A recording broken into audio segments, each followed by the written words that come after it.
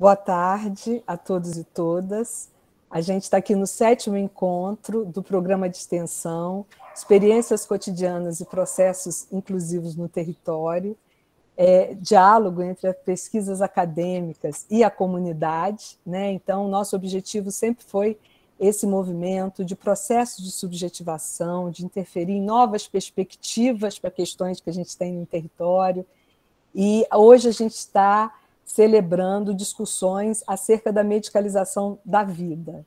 E a gente tem o psiquiatra Holmes, né, que é médico psiquiatra da Fiossaúde e é mestrando, né, da Escola Nacional de Saúde Pública Sérgio Arouca, orientando o professor Paulo Amarante, mestrando em Saúde Pública, e o Holmes também já foi professor, né, de Psiquiatria da Infância e Adolescência na Universidade Federal Fluminense, médico perito da Justiça Federal, e a forma de abordagem, né, ao primeiro surto, né, o que pensar para não cronificar, a gente vai ser brindado com essa fala aqui hoje. Depois a gente vai ter a psicóloga Renata Caviari, que trabalha no SUS, né, do estado do Rio e de Minas, e ela vai falar de questões inquietantes que chegam na psicologia e como a gente não entrar nessa engrenagem medicalizante. E a psicóloga Tamires vai trazer essa discussão acerca da mediação escolar e do atendimento educacional especializado, práticas medicalizantes ou inclusivas. Ela vai trazer essa discussão. Renata e Tamires são mestras, né, pelo programa de pós-graduação e ensino aqui da Universidade Federal Fluminense. A gente traz questões para trabalhar aqui. A gente está na Praça de Miracema. Esse programa de extensão ele tem um vínculo, né, de ser subsidiado pela Secretaria de Cultura e Turismo de Miracema, onde a gente expande, né, essa discussão da pesquisa e traz aqui essa praça enquanto espaço de ciência. E vou trazer, então, o Holmes, vou dar a fala a ele, vou pedir para que ele comece. Por favor, Holmes. Holmes é daqui de perto, assim, né? A família dele é de Ponte Nova, ele se namorou em Natividade há muito tempo, então ele tem um pé em Natividade, né? Então ele é aqui da nossa região também. Por favor, Holmes. Acho que eu tenho 8 pés em Natividade, porque são os meus dois, os dois da minha companheira, né? E mais 2 filhos, né? E eu fico feliz que foi a família que me adotou, né? Nunca é tarde para ser adotado, né? E é uma família que eu tenho um amor imenso por ela, né? Quem é de Natividade deve conhecer, né? Enfim, eu vou começar. Eu combinei com a Gorete, fiz um roteiro assim, que achava que era interessante, mas eu vou pegar uma fala da Gorete, que ela me apresentou, né? Agradeço pelo carinho da apresentação, mas me veio uma coisa seguinte: eu fui, por causa de uma palavra sua, né? Assim, são as formas de abordagem, né? Eu fui médico concursado do Programa Estadual de Transplante de Órgãos e Tecidos. E aí, assim que eu cheguei lá no programa, e aí falei assim, não, você vai ser responsável pela abordagem. Eu senti um arrepio, né? Porque eu já tinha trabalhado com companhias marítimas, né? Médico de offshore e tal. Aí quando veio assim, abordagem, aí me veio, abordagem é um tema da pirataria, é chegar pelo bordo, né? É surpreender. Aí eu falei lá no transplante, aqui nós não fazemos abordagem. Eu tinha acabado de chegar e já cheguei assim, foi a primeira palavra que não me chocou. Aqui nós fazemos, na falta de um termo melhor, uma entrevista. Que chegar pelo lado é surpreender. E não se pode surpreender uma família que passou por uma grande dor e você está querendo o quê? Está querendo o órgão do ente querido dela. Então, nós não podemos fazer abordagem. E aí eu trouxe isso para as outras práticas que eu exerço, né? Abordagem é um termo da pirataria, né? Então, se a Gorete me permitir, né, eu quero começar por aí, né? A gente tem que entender que as nossas palavras, e como é um evento que trabalha a cultura, né, a gente tem que ter a generosidade, é mais do que isso, é um compromisso de tentar entender primeiro a cultura do outro, né? Para não chegar e falar uma palavra ou uma colocação, a mesma às vezes uma entonação que pode ferir, né? No caso do transplante, isso era muito evidente, né? Porque a gente chegava num momento de profundo sofrimento da família, né? Querendo um pedaço, literalmente um pedaço da pessoa. Aí seria o corpo desocupado, né? Mas não desocupado do ter tempo, é de ser esvaziado pelo outro, né, galera? Mas vamos lá. Então, na psiquiatria, eu chego à psiquiatria depois de ter passado pela cardiologia. Eu era do Instituto Nacional de... Deixa eu fazer esse pequeno histórico para vocês entenderem a bagagem que eu trago para a psiquiatria, né? E quando eu falo em bagagem, então foi antes mesmo da cardiologia, né? O primeiro presente que eu me dei, quando eu falei assim, poxa, eu estou onde eu queria, na faculdade de medicina, foi pegar uma mochila, combinar uma viagem com 6 amigos. Faltando um mês, eram 5. 3 semanas eram 4. Na semana de viajar eram 3. Na véspera eram 2. No dia de viajar só tinha eu. Eu falei assim, eu vou viajar. Então, com 19 anos, eu fui rodar pelo Brasil. Uma viagem que era para durar um mês, durou 6 meses. Peguei carona de todos os lugares. É ali que a minha formação começa. Não foi na faculdade de medicina, né? Foi sendo recebido pelas pessoas nas casas dela, tanto em casas assim absurdamente grandes que eu não sabia nem... Eu falei, vou me perder num corredor desse tamanho. E por palafita, né? Eu dormi em palafita, que tinha uma única lâmpada, meias paredes que iluminavam a casa inteira, o banheiro era do lado de fora da casa, nem papel higiênico tinha jornal preso num prego na parede. Que o almoço foi um frango com arroz. E eu vi no quintal que havia 3 frangos. Logo, 1/3 da riqueza daquela família estava ali naquela mesa. E aí, com 19 anos, me veio assim, eu adoro arroz, eu comi muito arroz. E estava delicioso, de fato. Mas ninguém se serviu até que eu tivesse me servido. E a cultura deles era essa. Não dei para falar assim, não, sirvam-se. Não. Então, eu vou me servir e depois eles vão se servir. Isso é da cultura, a gente tem que saber respeitar. Eu tinha que entender a riqueza que estava naquela mesa. Não era só um frango, né? Era muita coisa, né? Então, aí começa a minha trajetória na medicina, né? E não foi fácil, como não tem sido. Houve momentos que foram muito mais difíceis. E houve um momento tão difícil que eu falei, não quero mais isso. Aí eu saí, já médico, já cardiologista, concursado, saí. E aí eu fiz vestibular de novo, já tinha feito antes jornalismo, passei, fui para a UERJ, fui estudar jornalismo. E aí eu junto, em determinado momento, eu acabei ganhando um prêmio literário nesse ano, 2 anos que eu fiz jornalismo, e aí eu vou para o interior. E nesse interior, é um lugar chamado Vista Alegre, no município de Rio Casca, fui ser médico de família. A gente está em 1999. Até hoje, são pessoas queridíssimas, são pessoas queridíssimas. E ali eu pude andar de botina, calça jeans. E eu me lembro de um dia que tinha chovido horrores. E o motorista chegou e falou assim, não dá para passar daqui, não. Eu falei, tá bom. Aí eu saltei do carro e fui andando. Ninguém acreditou, uma coisa que é óbvia, que eu simplesmente saí do carro e fui andando. Tinha lama, evidentemente, no caminho. Mas eu estava preparado, eu tinha botina e uma calça jeans. E aí foi uma das coisas mais bonitas da minha trajetória. Holmes é impossível falar. Eu tenho meu nome Holmes, não é por causa de inglês, é por causa de mineiro. Em Minas tem estrada de ferro. Então a influência inglesa em alguns lugares se faz presente, daí meu nome. Mas o Antônio, que eu nasci no dia de Santo Antônio, que acabou sendo o nome que eu adotei no interior, lá em Vista Alegre. E aí, a cidade estava num vale, eu estava em cima, e de repente, uma pessoa do começo da cidade gritou, o doutor Antônio chegou. Aí uma outra pessoa, o doutor Antônio chegou. Não era eco, eram as pessoas mais na frente falando.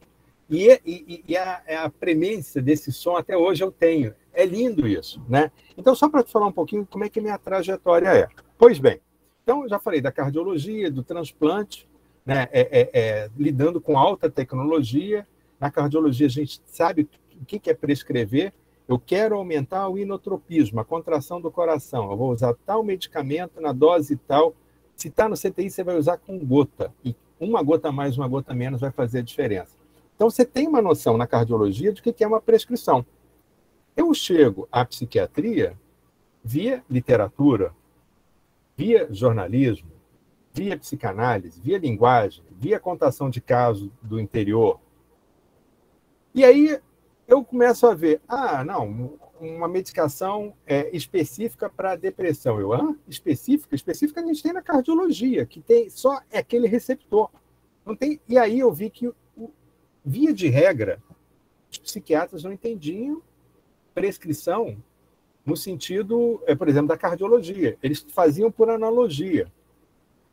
E aí eu fui ver o seguinte, a psiquiatria se tornou uma grande caça-sintoma. Garimpo de sintoma, que eu costumava dizer. Né? O que é um garimpo de sintoma? Chega uma pessoa, um japonês, né, ou alguém que não fala português, com o corpo curvado, a mão na fossa ilíaca direita, e aí você vai examinar, está duro igual uma tábua, está febril. O corpo tem uma linguagem, e essa linguagem diz, isso aqui é uma apendicite. Pode até não ser, mas o médico está autorizado a abrir, porque aquilo ou é apendicite ou alguma coisa parecida. Se for mulher, pode ser alguma outra coisa, né? Uma torção de ovário, alguma coisa assim, mas enfim, né? Está autorizado a operar a partir do exame, o corpo falou. Essa analogia não se aplica para a psiquiatria, né? E aí, eu vou, no mestrado, o que eu estou fazendo no mestrado? O mestrado tem sido uma grande oportunidade de eu trazer pessoas que já pensavam assim 70 anos atrás. Né? Em 2008, eu faço uma volta ao interior, eu já tinha voltado da cidade, já psiquiatra, né? Mas eu faço uma volta ao interior. A minha companheira ela vai lecionar Teoria e Metodologia da História na Universidade Federal de Ouro Preto, e aí eu costumo dizer assim, nós éramos felizes e sabíamos. Normalmente fala que éramos felizes e não sabiam, né? Eu falei, não, lá nós éramos felizes e sabíamos. E eu fui trabalhar no interior, né? Coisa que eu já gosto. Médico também de um grupo chamado Cinema no Rio, que desce o Rio São Francisco exibindo filme, né? Então, contato com cineastas, fotógrafos, enfim. Né? Mas o meu trabalho do dia a dia é um trabalho em unidade básica de saúde, né? Na estratégia de saúde da família. E aí me veio uma jovem senhora pedindo para eu repetir a receita de diazepam. Aí eu fui perguntar rapidamente, ela não gostou porque eu não estava sendo objetivo, né? E não fiz logo, né? Eu perguntei há quanto tempo que ela usava e tal, e eu vi que aquilo ali era uma situação que a gente pode chamar ainda de dependência, né? Aí eu falei, eu vi que eu nunca tinha feito isso, é a primeira vez. Aí eu propus a ela, assim, eu vou te dar o remédio, exatamente a quantidade que você está tomando. Só que você não vai vir aqui de 3 em 3 meses, você vai vir aqui uma vez por semana. E eu vou te dar a dose da semana, eu mesmo. E aí vou marcar uma consulta semanal com você. Né? E aí eu vi que tinha uma resistência. Eu falei assim, não, deixa eu registrar a minha fala num papel. Eu falei assim, vou fazer um contrato, então.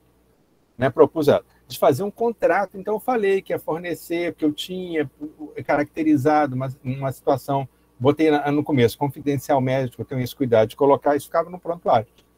Ela levantou ali, praguejando, não quis nada e foi embora. E aí veio uma agente comunitário de saúde e falou assim, doutor, é irmã do prefeito, vai arrumar confusão. Ela foi ao prefeito, que eu não conhecia, o prefeito despachou ela do gabinete, falou assim, doutor, tá certo, volta lá. Ela voltou, eu acolhi, né? Porque nessa situação, assim, a gente às vezes parece uma agressividade, né? É uma agressividade, né? Então, às vezes a tendência a gente reputou, não, eu trouxe, né? E aí eu propus o contrato, ela assinou. Foi a primeira vez que eu fiz isso. E aí toda semana ia. No terceiro encontro, ela chora. Via de regra, um psiquiatra, quando vê alguém chorando, está deprimido, vou passar um antidepressivo. Nada, né? Ela chorou, né? E aí está a tal da narrativa. da gente poder e ter que escutar o que está acontecendo, que é a grande graça da história, né? Aí foi, né? Esse trabalho foi seguindo, volto ao Rio de Janeiro, Niterói, e em 2011 eu escrevi o Manual de Desmedicalização Assistida a Benzodiazepínicos. Uma folha de advertência, eu coloquei: este manual se destina exclusivamente aos médicos. Por que eu escrevi isso? Porque, não, ele está ensinando o povo a medicar, né, que tipo de implicação pode ter. Então, para não ter problema nenhum, eu consultei todos os códigos de ética médica, como eu deveria fazer, então aquilo ali era destinado. Hoje em dia se mudou muita coisa. Tem o GAN, né, Grupo Autônomo. Me ajuda, por favor, Gorete. O GAN Grupo Autônomo de Prescrição. Grupo autônomo de medicalização, que tem até uma proposta... Isso, GAN, de medicalização. Isso. Né? E aí eu fiz, né, e com isso eu acabo conhecendo o professor Fernando Freitas e o professor Paulo Amarante, que me convidam para falar num dos seminários internacionais da epidemia de drogas psiquiátricas, né? E aí eu conheço um monte de gente, falo assim: gente, eles estão falando isso. Não sei se vocês viram um desenho, a maior parte das pessoas não tem idade para isso, é de 1973, né? Nem nascido zero, que se chamava The Point, a ponta. Era uma animação, um dos Beatles, inclusive, canta, né? Era todas as pessoas com a cabeça pontuda, né? E aí, de repente, nasce uma criança com cabeça redonda. É um horror, né?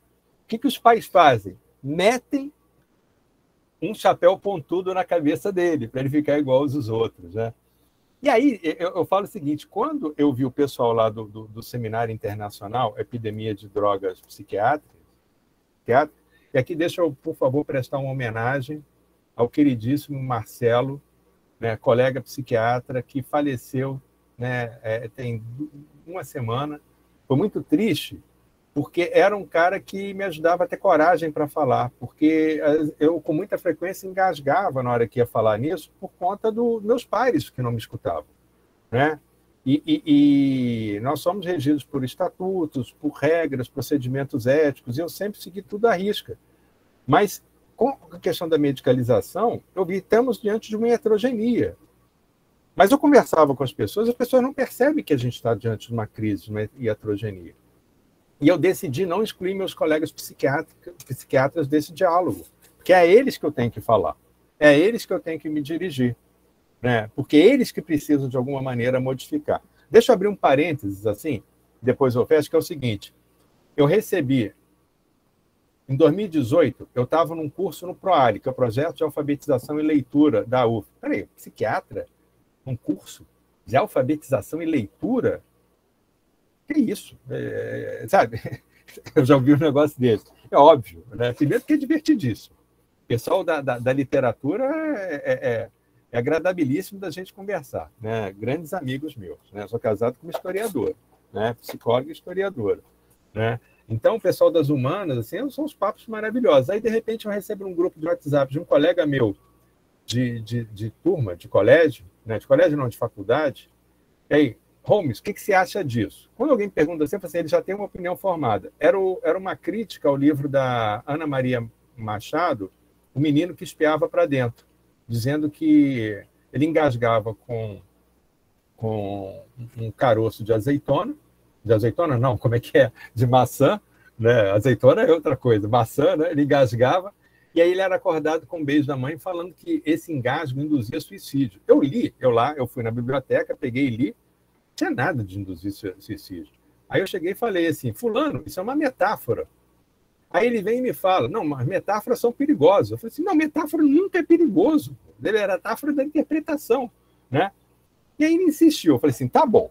Estava num grupo de WhatsApp. Tá bom. Nós somos amigos há 30 anos. Eu vou te responder sim. Mas eu vou responder, não vai ser aqui não. Eu vou escrever um artigo, vou enviar para a imprensa, e se nós somos amigos de fato, nossa amizade vai resistir a essa publicação. Dito e feito. Escrevi na hora do almoço, lá mesmo nesse encontro, mandei e foi publicado pelo Observatório da Imprensa. Se chama Uma Crítica à Literalidade do Médico. Bom, ele respondeu depois, artigo bem escrito, né? Nunca mais nos falamos. Mas o fato é que é isso. Eu percebi que meus colegas médicos, né, foi quase como uma incapacidade, né? Eu acho que a incapacidade de compreender metáfora, em algumas situações, é pior do que uma amputação. É pior do que uma amputação. E são pessoas absolutamente capazes, fisicamente, que têm poder financeiro, que acabam, pela trajetória, ocupando um lugar de poder institucional e não entendem uma metáfora. Eu estava conversando com a professora Goretti, isso é, para mim, a grande crise que a gente vive hoje. Então, não é só uma crise da medicalização, não é uma crise da psiquiatria. É uma crise de se fazer entender com coisas que estão na linguagem. Quanto tempo eu tenho, Goretti? Olha, você tem ainda mais um tempo, pode falar mais. Tá. Eu posso dar um exemplo, assim, porque parece que eu saio do assunto, mas eu quero dar um exemplo assim, do que é uma interpretação. Assim, né? Porque isso parece que não tem nada a ver com... Ah, não, aquele artigo. Eu vou falar da medicalização, vou falar daquele artigo do peixe. E aí eu fui convidado para falar num evento pelo professor Fernando Freitas e pelo o Conselho Regional de Psicologia. Aí eu falei assim, bom, eu vou ver se não consigo falar de gente. Vou ver se eu falo dos efeitos de antidepressivos em bichos. Que assim eu evito qualquer tipo de crítica, de psiquiatra, de psicólogo, de conselho de medicina. Pois bem, dei sorte. Um mês antes tinha sido publicado um artigo maravilhoso, que eu posso depois colocar a referência para a professora Goretti, para passar no grupo, né? Que é o seguinte, foi publicado na revista Science, em fevereiro desse ano. Em resumo, um pesquisador australiano muito criativo, eu vou falar isso para vocês entenderem qual é o efeito de fato das medicações psiquiátricas. Ele foi um desses esgotos que lançam sujeira, né, dejetos in natura no oceano, ele dosou a quantidade de antidepressivo que estava ali. Porque o antidepressivo ele é eliminado na urina, boa parte dele, né? Então é detectável. Dosou a quantidade, mediu. Aí ele pegou os peixinhos que ficavam ali, ele selecionou o peixe guppy, que é o barrigudinho, que é endêmico em quase todo mundo. Né? E esse peixe é um peixe de defesa. Se você expõe ele a um predador, ele se esconde. Né? Tem peixe que é de ataque, uma moreia. Se você dá um susto na moreia, você perde o dedo. Né? Então, o guppy é um peixe de defesa. Pois bem, aí ele levou para o laboratório, separou em 2 aquários. Pegou, acho que 3.600 peixes, separou em 2 aquários. Um ele colocou só nutriente. Nutriente igual para os dois. Um só nutriente. No outro ele colocou o nutriente e o antidepressivo na dose do esgoto. Na dose do esgoto. Acompanhou por 6 gerações, o que dá mais ou menos 2 anos. E expôs a um predador. O aquário só com alimento, sem antidepressivo, quando os peixes de guppy viram o predador, fizeram o que se espera de um peixe guppy. Se esconderam embaixo de uma folha, de uma pedra, em algum lugar, mas saíram da reta do predador. Quando expôs o aquário tratado com antidepressivo, os peixes não reagiram assim. Ficaram lá, prontinhos para serem devorados. E aí, quando eu li esse artigo, eu falei assim, esse artigo explica mais do que, acho que, não sei quantas aulas, explica mais do que artigos, né? Esse artigo ele mostra que os antidepressivos eles não saem da linha de produção, assim, poxa, qual o nome que esse remédio vai ter? Vamos ver aqui, achei aqui, está escrito antidepressivo, vamos chamar de... Não é isso. Alguém deu o nome de antidepressivo. E se vocês verem no livro do Anatomia de uma Epidemia, do Robert Whittaker, né? A partir do momento que você dá o nome de antidepressivo, as vendas decolam. Né? As vendas decolam. Né? Então,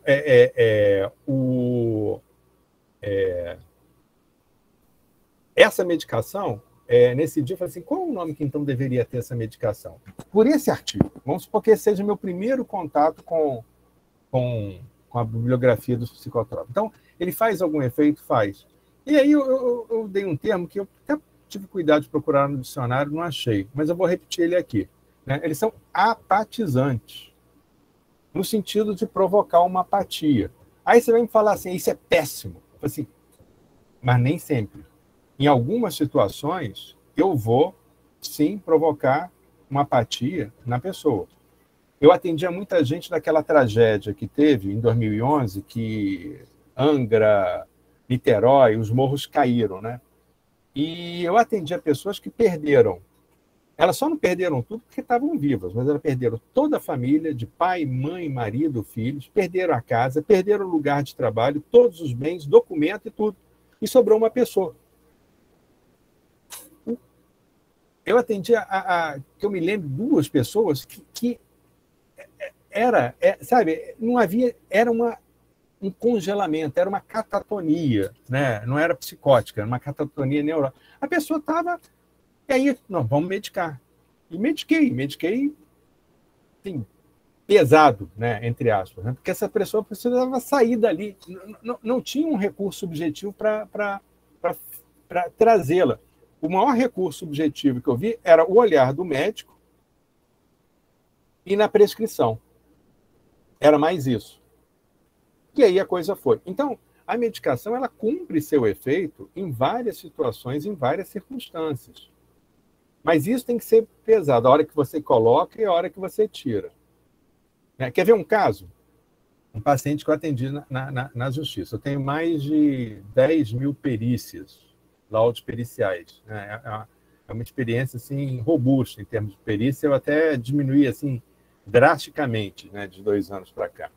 Né? Então, eu atendi a um jovem que tinha uma alucinação auditiva protetiva relacionada a uma epilepsia complexa. Ele era sistematicamente agredido no lugar que ele estava. Né? E ele desenvolveu uma epilepsia, né, com uma manifestação, isso tudo documentado com os exames das universidades, né, que, em vez de falar coisas agressivas, falava assim, isso vai passar, aguenta firme, isso vai passar, aguenta firme, isso vai passar. E aí, ele estando nesse lugar ainda, né, porque ele não tinha uma outra casa, ele estava refém dessa situação, né, e aí eu tentei envolver as instâncias que eu podia para ver como é que isso podia ser resolvido. Eu vou tirar uma alucinação protetiva em alguém que está numa situação de violência? Sabe, eu não estou falando assim para ter resposta, eu só estou colocando que as coisas são muito mais complexas do que são. E aí vem uma outra coisa, né? Vou concluir assim para a gente poder assim conversar. É a experiência na emergência, né? Eu vou falar, eu não ia falar isso não, porque está gravando, né? Aí fala assim, eu vou falar, não, eu vou falar. Aí eu uso via de regra. Via de regra quer dizer que nem todo mundo. Só que, você falou, não, via de regra. Não, então a via de regra já é muito. Eu vou falar alguns, né? Alguns, né? Talvez no meio da ficção, tá, Gorete? Na ficção, né? Na ficção, alguns psiquiatras parecem que têm medo de psicose. Quando vem uma psicose, querem calar, medicam, né? Aí eu vou dar 2 exemplos. Um de nomenclatura, para se colocar a nomenclatura em questão. Isso aí é para vocês se apropriarem da capacidade de vocês ouvirem e construírem narrativas.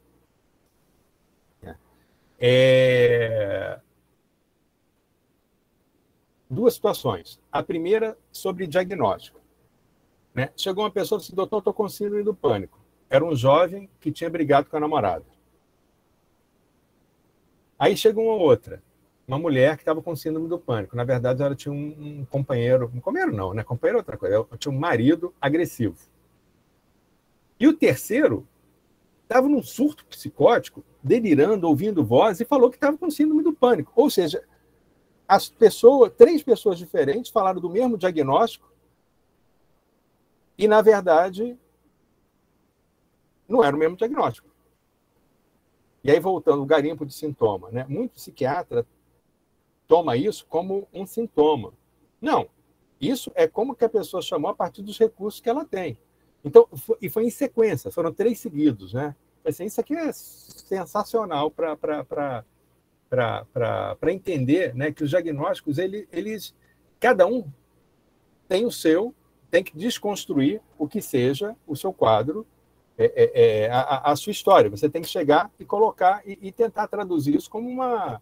Enfim, não se ater ao que as pessoas dizem. Muito psiquiatra, muito médico e outros profissionais também, a gente sabe que fazem isso. Então, primeiro é desconstruir isso, né? O diagnóstico não é o que a pessoa diz que é. Outra coisa também, sobre diagnóstico, né?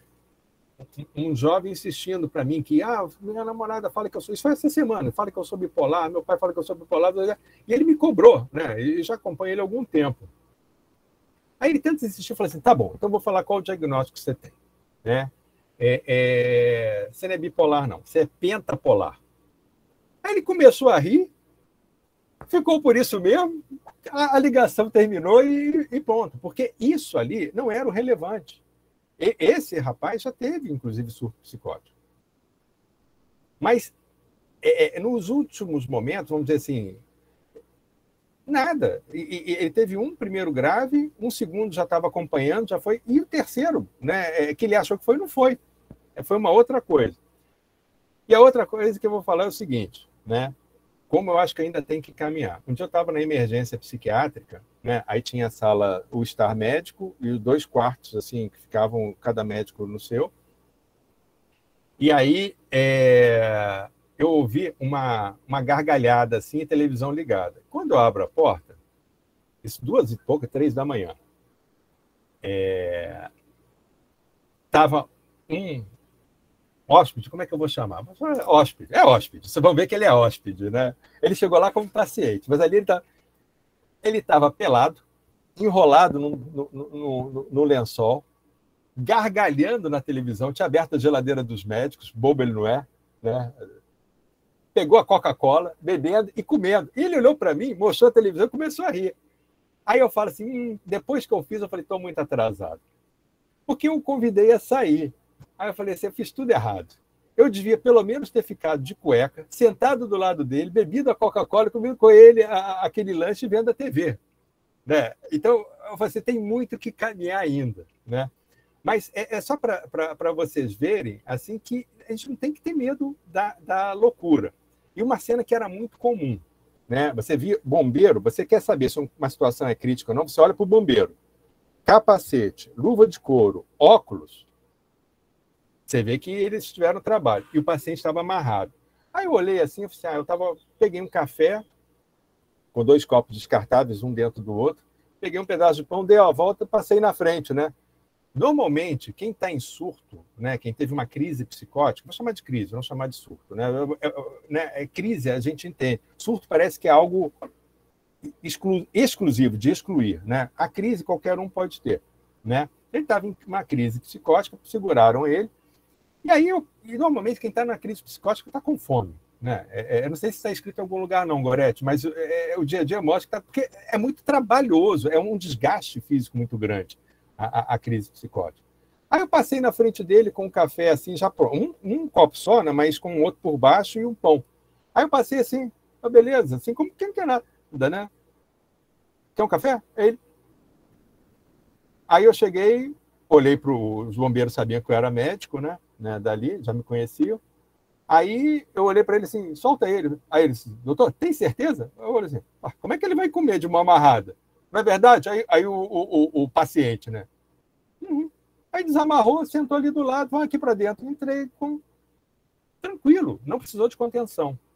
Então é isso, a gente não pode ter medo da psicose. Né? O mundo psi examinador. O examinador é uma variável, assim como nas ciências sociais, sabidamente. Então, se aconteceu com um, não quer dizer que vai acontecer com outro. Né? E a gente não tem que ter medo. Né? O grande barato é ouvir essas histórias. Né? Então, eu acho que a gente consegue, né, fazer um trabalho, né? E hoje eu não entendi o porquê da medicação. Eu entrei na psiquiatria sem entender e saí da medicação, né, entendendo assim pontualmente, mas é possível, mas em determinados momentos, e não todos. Né? Então, é isso, né? Vocês vão ter trabalho, né? Porque, como eu disse dos meus colegas, né? Há uma literalidade, né? Mas tem jeito, né? Não desistam dos meus colegas psiquiatras, né? Eu acho que o contato com vocês é o que vai fazer a diferença, né? A formação da medicina, ela é muito dura e está ficando cada vez pior, né? Muito mercantilizada, né? Muita gente, muito médico entra numa faculdade de medicina, pega um desses financiamentos de FIES, vai pagar 10 mil por mês, que ele vai ter que prestar conta lá na frente. Então, ele sai no desespero. Você quer acabar com uma pessoa, você cria uma dívida impagável, né?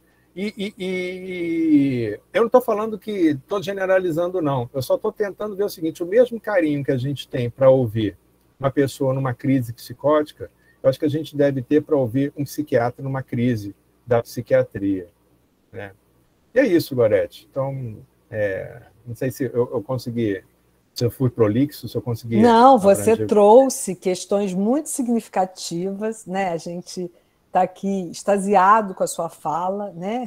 No sentido de nos trazer coragem, né? Nos trazer enquanto profissionais da área psi, da área do serviço social, enfim, profissionais que somos, pessoas da escola que estão ali não necessariamente diante, né, de uma crise psicótica, mas de uma criança que está ali, né, querendo uma presença próxima no outro movimento, que tem que encaminhar para a área da saúde, que tem que medicar.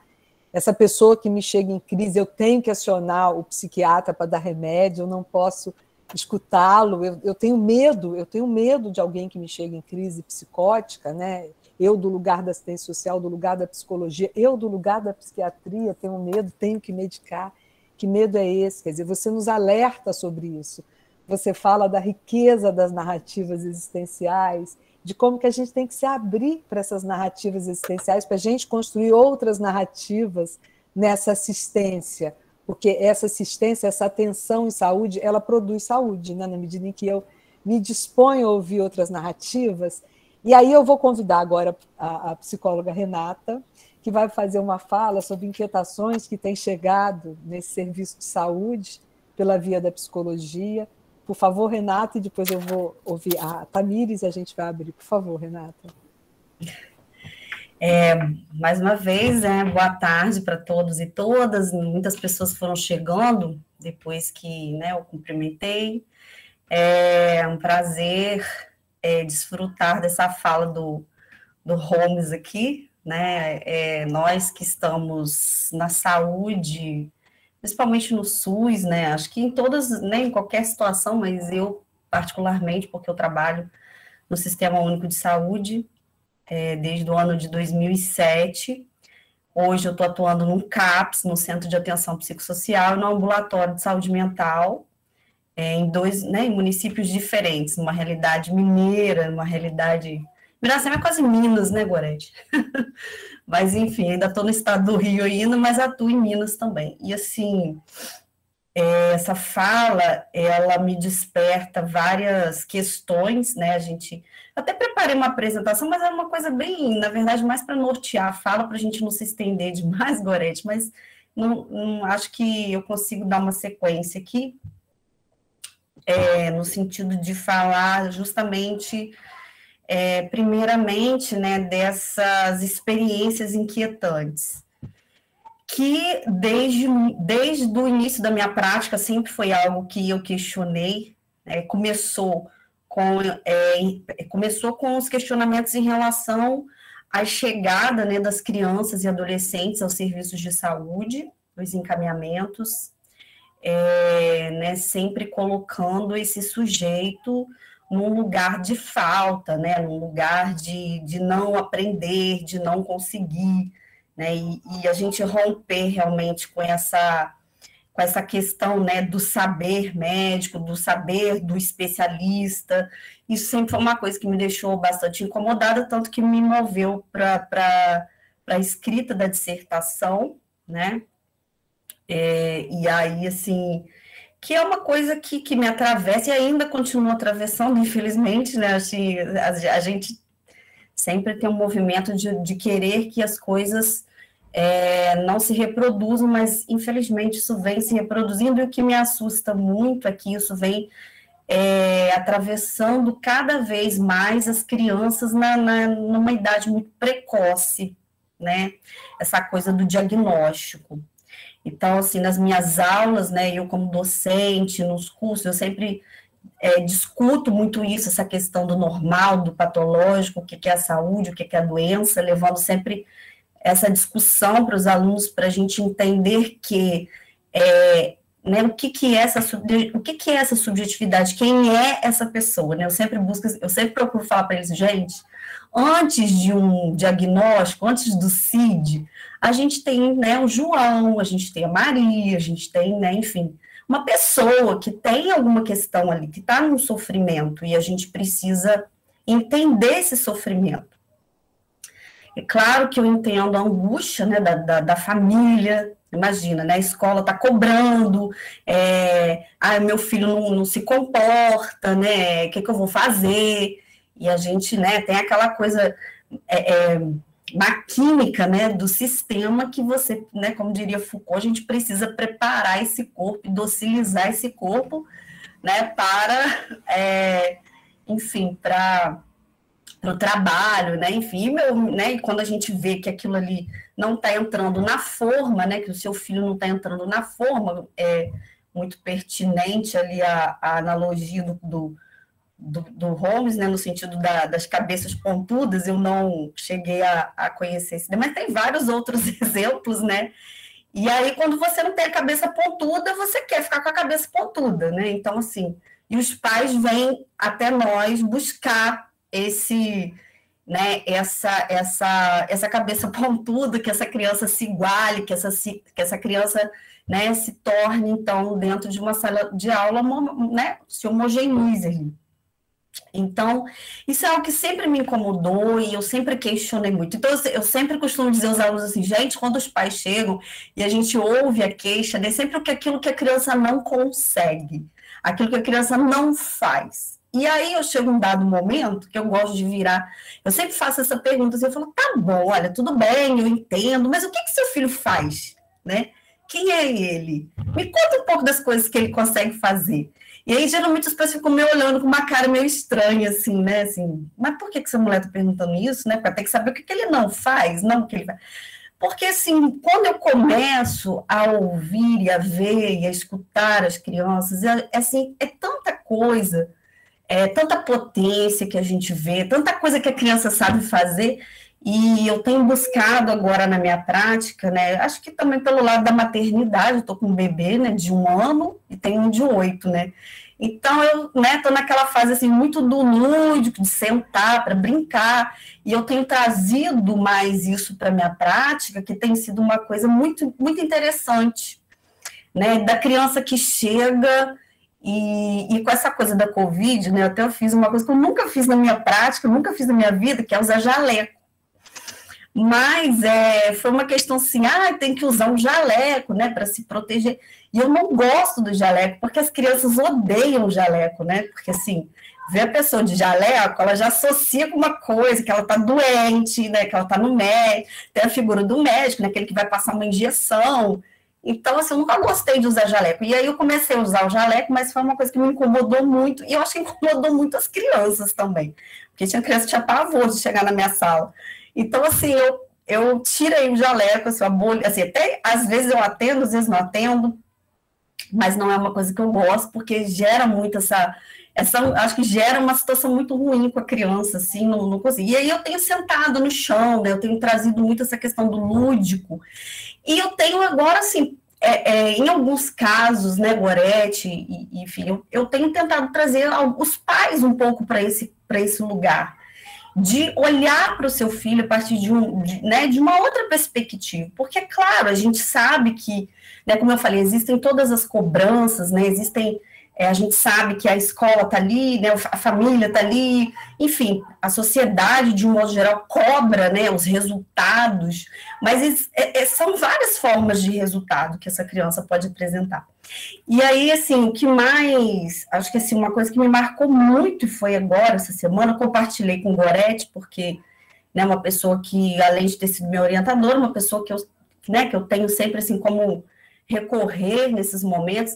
Eu recebi uma criança de 2 anos de idade com um laudo, assim, assim, ela foi vista uma vez e ela chegou com um laudo de transtorno do espectro autista, e a mãe, assim, muito convicta, né, disso, e ela me disse que o menino estava tomando, assim, 3 medicações extremamente pesadas, né, pra gente que trabalha na saúde mental, a gente, né, que, enfim, não vem o caso aqui agora, mas são 3 medicamentos muito fortes para uma criança de 2 anos de idade. E eu fiquei, assim, muito chocada, né? Embora a gente saiba disso tudo, mas, assim, a gente sempre vai se surpreender, né? Eu nunca tinha recebido até então uma criança tão, né, de 2 anos para ser atendida, e a mãe me cobrando que eu tinha que dar aquele diagnóstico, que eu tinha que confirmar aquele diagnóstico, porque a médica já tinha falado, porque a médica já tinha dado, todos os médicos, o pediatra, não sei. E eu falei, bem, realmente a criança deve apresentar, não sei, alguma coisa. E eu fui conversando com a mãe, eu fui tentando, né, entender um pouco da história, apesar de já conhecer, porque eu trabalho há 12 anos no mesmo município, e é meio que uma história que se repete, porque eu já havia atendido o irmão, que na verdade hoje é tio dessa criança, né? Na verdade ele é tio da criança. Mas enfim, isso daí já é uma outra história. Mas enfim, pessoal, o que me deixa assim, muito alarmada, né, é assim, essa construção, né, essa coisa do diagnóstico, essa coisa né, de medicar logo de cara uma criança que...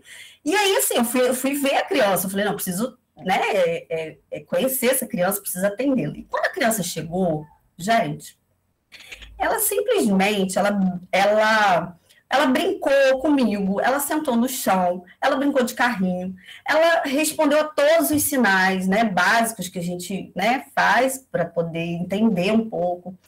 E assim, sorridente, e chegou no final, eu achei assim, eu lavei as mãos, porque na minha sala tem uma pia, e peguei o álcool, olha, vamos passar um alquinho na mão, e aí para despedir eu fiz, né, o gesto que a gente faz, assim, vamos despedir.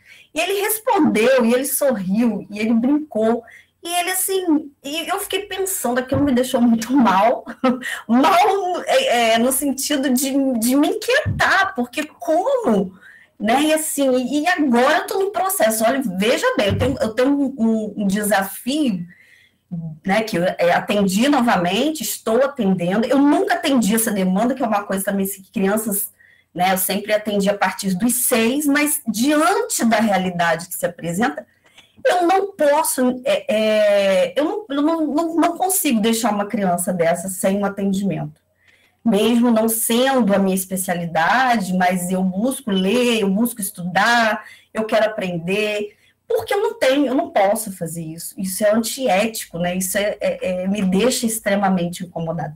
E aí eu chamei o fono, porque ela foi para o fono, ela foi para o psicólogo, ela ia para terapeuta ocupacional, e eu estou reunindo esses profissionais, porque a gente precisa entender, e agora a gente está num processo de convencimento dessa mãe, de que o filho dela é uma criança de 2 anos, então assim, ele está falando, ele é verbal, ele fala, ele está começando a falar, e, gente, o mais importante, assim, eu acho que eu marquei isso com ela, mas não sei se vocês conseguem entender a minha angústia, nós estamos vindo de uma pandemia, essa criança nunca saiu para uma escola, tem 2 anos, né, quer dizer, a criança nunca teve contato, ela não foi para a creche, ela não conviveu ainda com outras crianças, ela não interagiu em outros ambientes, então mesmo que essa criança estivesse um pouco regredida, há de se entender que nós estamos vivendo um momento atípico. Então, eu também pontuei isso com a família, né, com a mãe.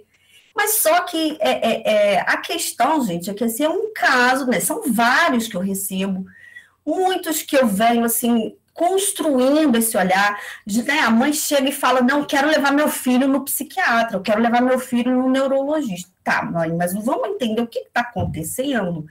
E aí eu começo a conversar, né, você vê que, né, um filho que não conhece, né, não sabe quem é o pai, a mãe muito, né, precisa trabalhar o dia todo, essa criança ela fica com quem? Muitas vezes vivendo situações de vulnerabilidade social, enfim, de N situações. E aí, qual vai ser o efeito disso para a vida dessa pessoa? Qual vai ser o benefício disso na vida dessa criança e desse adolescente? Então, eu venho buscando muito, né, essa despatologização da vida, mas muito mais assim, meu foco nesse momento tem sido a questão da infância, porque, né, a partir dali, gente, é uma vida, né, assim, é o início de tudo.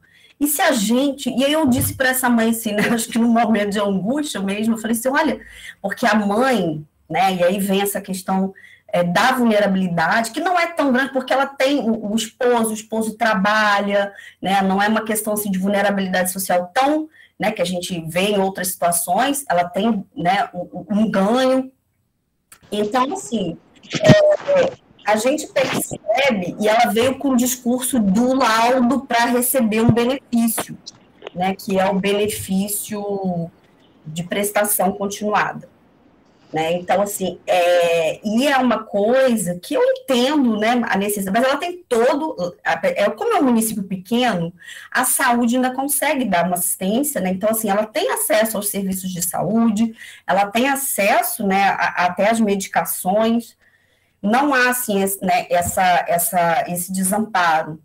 Mas assim, às vezes a gente percebe um pouco dessa coisa também, eu vou conseguir um benefício, né, quer dizer, eu vou conseguir um dinheiro com essa doença, o que é algo muito, né, que me incomoda também. Aí eu tentando, olha, você já vai incapacitar o seu filho com 2 anos, porque ele é um menino olha, ele está brincando, olha como ele é sorridente, olha como ele é alegre, olha como ele quer, né, como ele consegue. E hoje a gente fez pintura, porque coincidentemente eu atendi ele hoje. E aí a gente sentou e ele foi pintar. Fui usar tinta. Falei, mãe, olha como que ele gosta das cores. E aí ele começou a pintar com pincel, com 2 aninhos, assim, foi bem. Que ele queria desenhar a mão dele, colocar a mão dele na parede, porque na minha sala tem várias mãos pintadas. Eu pinto, né, a gente brinca. E aí eu marco, né? As crianças vão colocando a mão na parede, e ali fica registrado. E aí ele chega e fala assim, olha lá minha mão. Então, uma forma da gente interagir. E ele olhou as mãozinhas, ele quis pintar a mãozinha dele. Então, né, eu não estou aqui, né, dizendo que a gente não vai diagnosticar, ou que a gente não vai, né, enfim, entender realmente se há algum transtorno ou não. Não é isso que eu estou dizendo. O que me assusta é que é uma avalanche de diagnósticos com uma consulta e que né, e que marca a vida de uma pessoa, né, para sempre.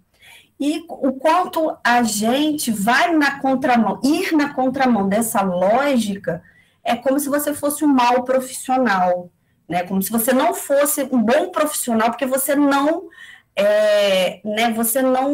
acata aquele diagnóstico imediatamente, porque a gente precisa entender, a gente precisa questionar, né? E questionar o médico assim, eu já tive várias discussões, né?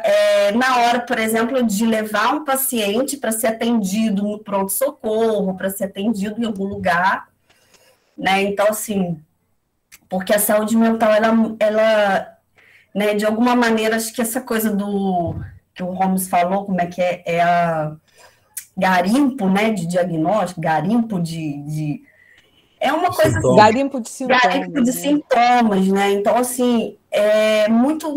E as pessoas não suportam, né? Assim, é da ordem do insuportável, a psicose, a esquizofrenia, né? O paciente em crise. Então, assim, eu estou falando né, que foi uma coisa que eu acho que me tocou nesses últimos dias, ainda mais, que não é uma coisa recente, né? Isso vem mexendo comigo. Né, eu escrevi a minha dissertação sobre a questão do autismo, né, também falando um pouco da questão do matriciamento, da importância do profissional de saúde sair desse lugar do especialismo e ir ao encontro dos profissionais de educação, porque é uma demanda muito grande, né, da educação que a gente recebe.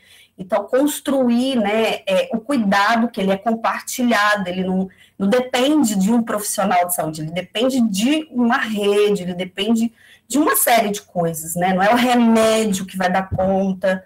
Então, assim, buscar esse diálogo, para mim, tem sido um desafio, mas é uma coisa que eu tenho articulado, tentado articular com os profissionais de saúde, né, com os pares, meus pares, porque, assim, muitos profissionais também que se apegam, porque, né, acho que é um lugar mesmo né, desse saber, né, eu sei, eu vou diagnosticar, né, eu vou elaborar o laudo, essa coisa toda.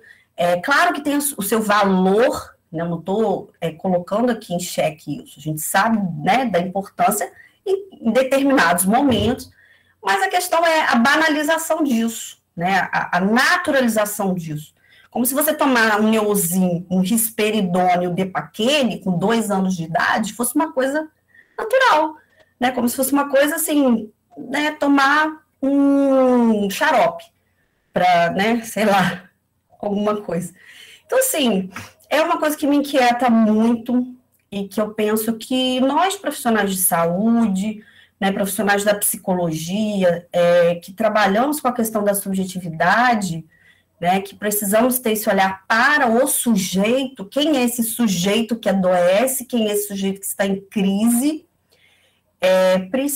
a gente precisa ir nessa contracorrente, né, porque assim, mas não é fácil, né, como eu estou dizendo, a gente acaba muitas vezes sendo visto, né, se interpretado, talvez, como um mal profissional, né, porque a gente questiona, como Holmes disse, né, por que a senhora quer tomar o diazepam, né? Nossa, isso criou confusão com a pessoa, né? Por que você quer tomar diazepam? Não, mas vamos tomar semanalmente, eu não vou te passar a receita para 3 meses, ou para 6 meses, né? A senhora vai vir aqui porque eu preciso entender.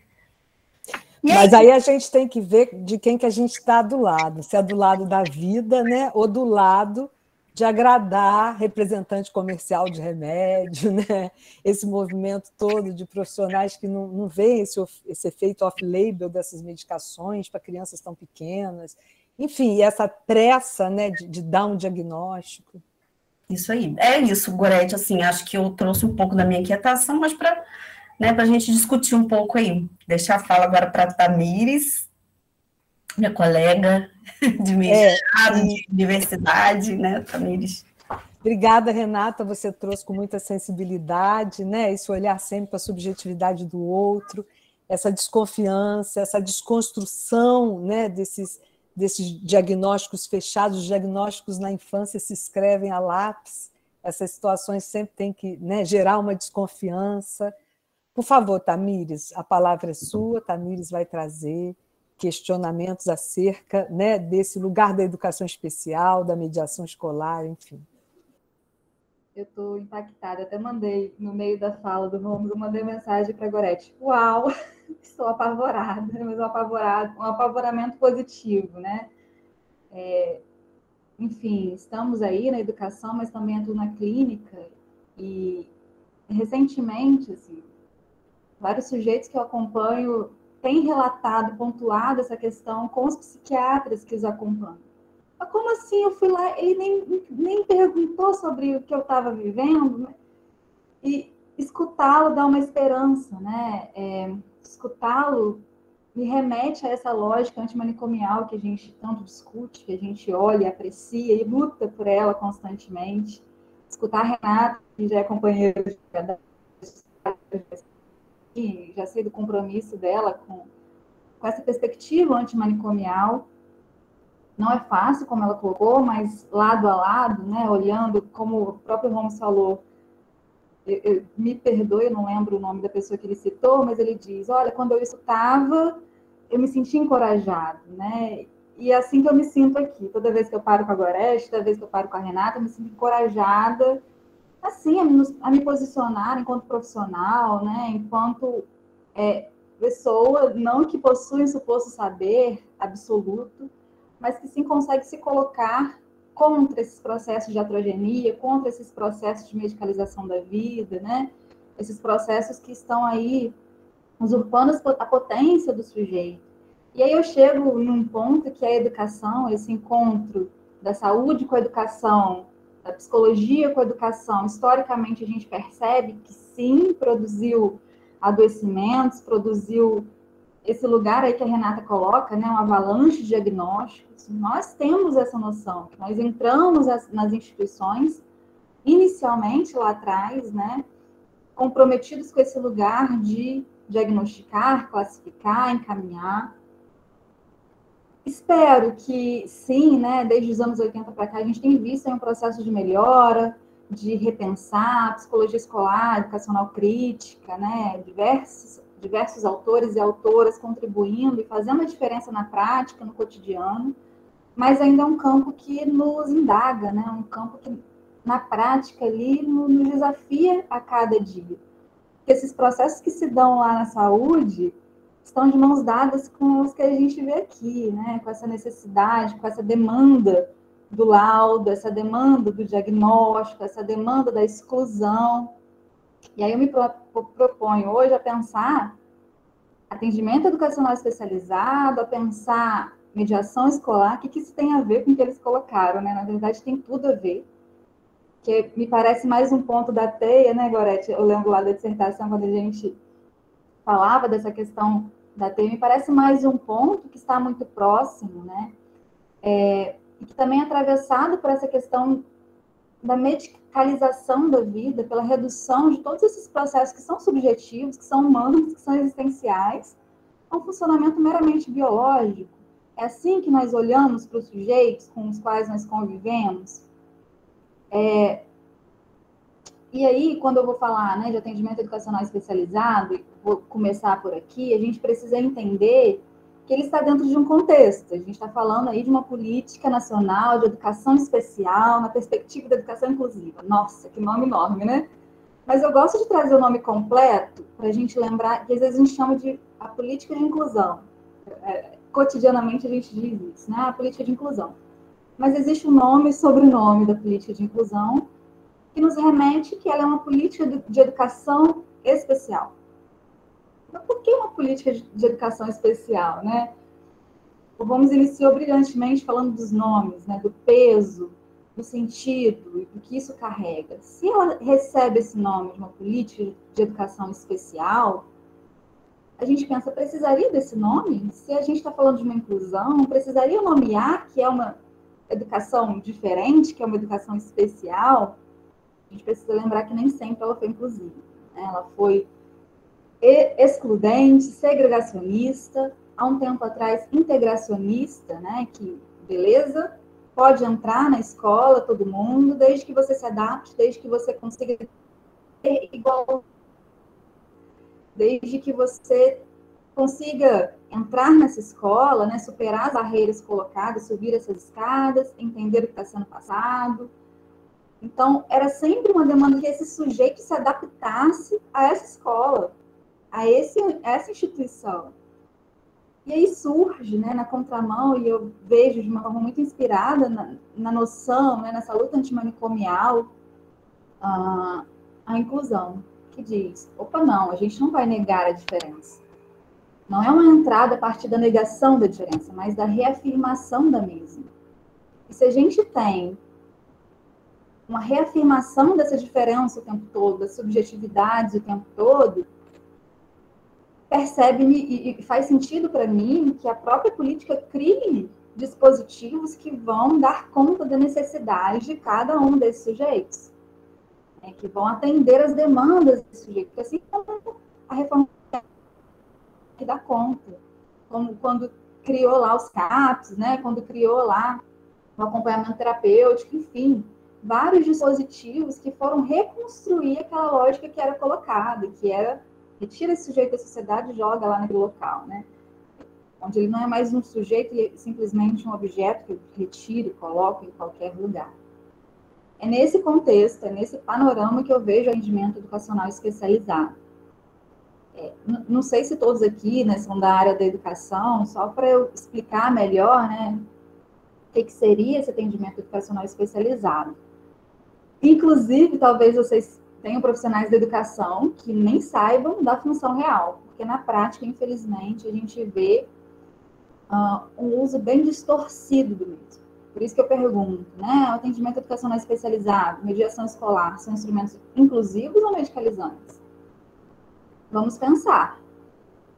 de fato, da forma que ele tem sido colocado em prática em muitas instituições, em muitos contextos, provavelmente a gente poderia chamá-los, né, de instrumentos medicalizantes. Mas, na teoria, né, o AEE, que a gente chama, tem essa função de identificar, elaborar e organizar recursos pedagógicos de acessibilidade, ou seja, eu pego um profissional especializado que estudou para aquilo, ele crie estratégias para ele.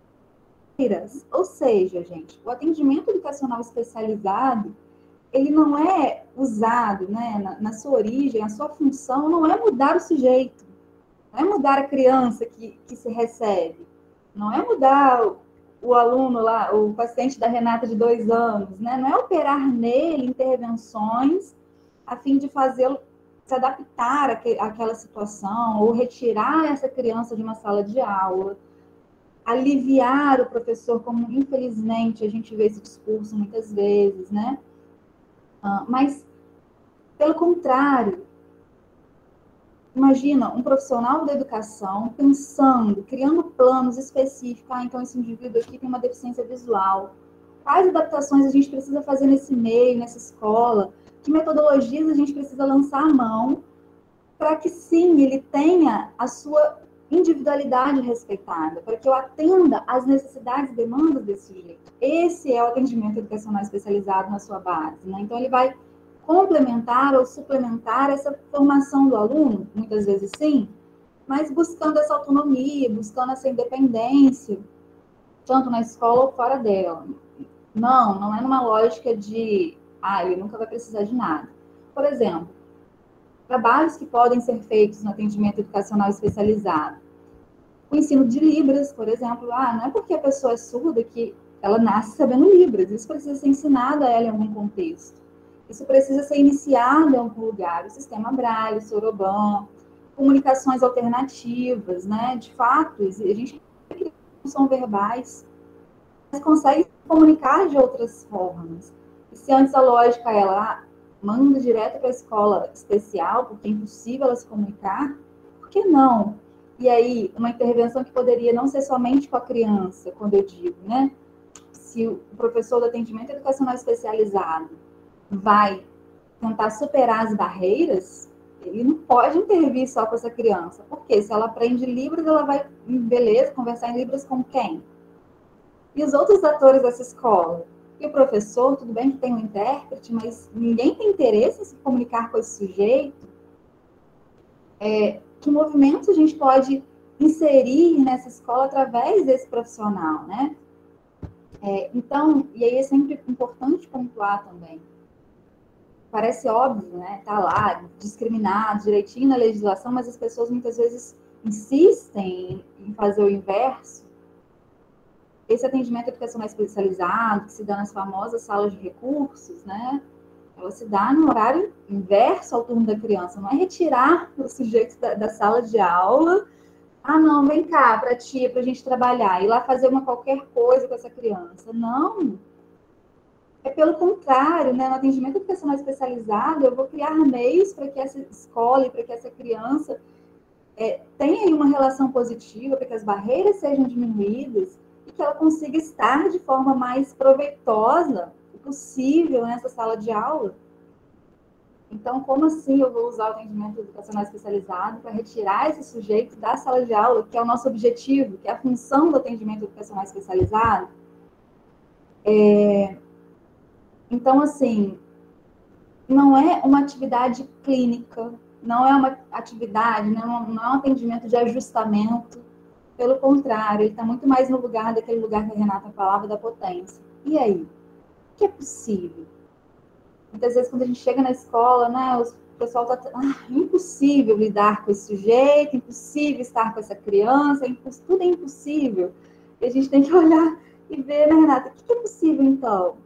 O que ela... ele me marca muito, né, na dissertação da Renata, quando ela vai entrevistar a mãe, né, e ela vai relatando, não, porque ele tem esse sintoma, esse comportamento estereotipado, fulaninha assim, assado, e a Renata coloca, e qual é o nome do seu filho? Nossa, Renata, isso assim me pega até hoje. Porque muitas vezes é assim que a escola vem relatando também o funcionamento das crianças, né? Ele faz isso, ele faz aquilo. Ah, tá, e qual é o personagem preferido dela? E qual é a cor preferida? E qual é a matéria? Aquela questão da redução, né? Você reduz o sujeito àquele diagnóstico, àquele comportamento, àquela falta, como a gente conversava na Gorete essa semana, como se faltasse algo o tempo todo, como se faltasse algo que precisasse ser preenchido, que a gente precisasse dar conta, que a psicologia precisasse ajustar junto com a psiquiatria. E o atendimento educacional especializado também muitas vezes é convocado a estar nesse lugar de ajustamento, de pôr o chapéu pontudo nessa criança e transformá-la no outro, em mais um, em um igualzinho.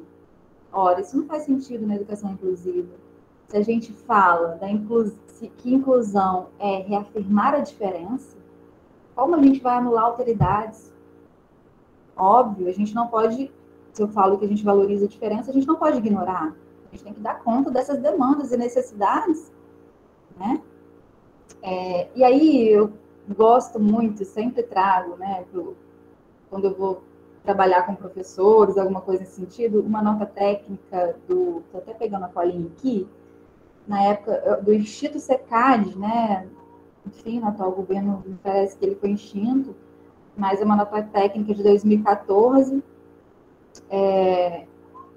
que eles vão responder algumas questões. Por quê? O que estava rolando muito? Para que a criança fosse incluída e recebesse o atendimento educacional especializado, estava se exigindo o quê? Laudos. Então, olha como saúde e educação estão intimamente ligados. Então, a gente recebe a criança aqui na escola, algum profissional entende que existe ali uma questão, eu mando para a saúde, eu encaminho essa criança e forço a barra para que o psiquiatra, para que o psicólogo produza um diagnóstico, para que aí sim eu vá dar um atendimento educacional especializado para diminuir ou acabar com as barreiras que existem. Olha como a lógica, né, esse ciclo acontece. E a nota técnica vai colocar claramente, olha, o atendimento educacional especializado, ele tem a função de promover a acessibilidade, ele tem a função de atender as necessidades dos sujeitos. Então, não é um atendimento clínico, ele é um atendimento pedagógico. Não é possível que o atendimento pedagógico exija um laudo clínico. O que a gente vai fazer aqui é algo que está no campo da educação. Qual a necessidade de um laudo? E muitas vezes, né, cria aquela pressão. Quando eu exijo um laudo de um sujeito para dar a ele acesso à educação, eu estou negando direitos, né? É algo completamente avesso à própria política de inclusão, como eu prefiro chamar, né? Então, assim, ele coloca muito claramente, na educação, o laudo ele não é um documento obrigatório. Eu não preciso de laudo para incluir ninguém, né? Eu não preciso de laudo para oferecer atendimento educacional especializado a ninguém. Ele pode até existir, mas ele é um complemento. Quando você vai construir, a gente fala até no PAEE, né, que é esse plano de atendimento educacional especializado. Eu vou ali traçar o que é possível, o que não é, eu vou conversar com os atores da escola, com a família. Então, eu tenho em anexo ali a entrevista com os pais, talvez a entrevista com a avó, que está mais próxima. Eu tenho ali a conversa com essa criança, eu tenho ali o olhar da professora, eu posso ter ali o laudo. Ou seja, mais um ponto, mais uma coisa que pode sim existir ou não, né? E muitas vezes está ali colocado até um pontinho de interrogação no fim das contas, não que a gente vá, né, entrar nesse campo. Mas não é a partir dele que a gente se guia, né? Mas a partir do encontro com esse sujeito, né? Olhar nos olhos, de compreender, de ouvir. Quando o Holmes falava que chegam, né, os bombeiros com luvas, óculos, muitas vezes a gente chega na escola assim, né? Os professores meio bem armados, tipo, nossa, parece que você vai enfrentar ali sei lá, um gorila. E aí pinta uma cena e quando você está com a criança, é uma criança. É um adolescente. Né? Então, e aí você quebra aquela lógica, né? Inclusive, na escola que é muito presente da hierarquia, do eu mando, você obedece, quem sabe sou eu e você só aprende. Quando você se propõe a estar de fato no encontro, né, nesse olhar nos olhos, em valorizar o que faz sentido para essa criança e o que não faz, ali outras possibilidades são tecidas, né, são colocadas. E aí, nessa questão, o atendimento, já tentando responder, o atendimento educacional especializado pode ser medicalizante? Sim, pode, e muito. Mas, ao mesmo tempo, ele também pode ser potente. Mas, infelizmente, a gente não o vê sendo colocado em prática tal como ele é proposto na legislação. E isso é um grande desafio.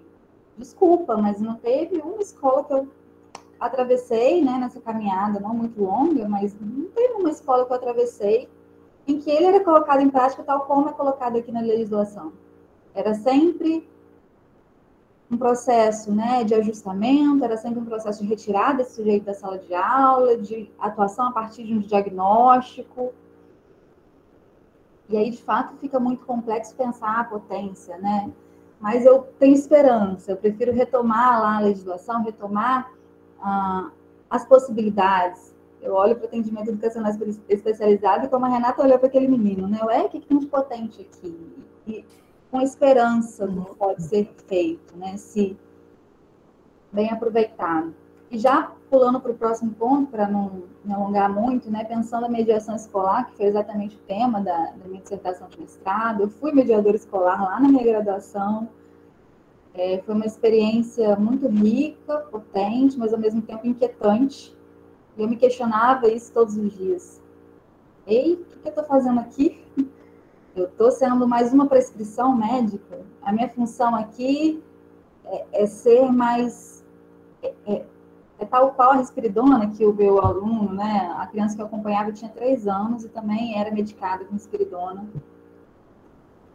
Enfim, eu me questionava, e isso me levou para monografia na época, e me levou para o mestrado, ainda questionando e pensando essa prática, né?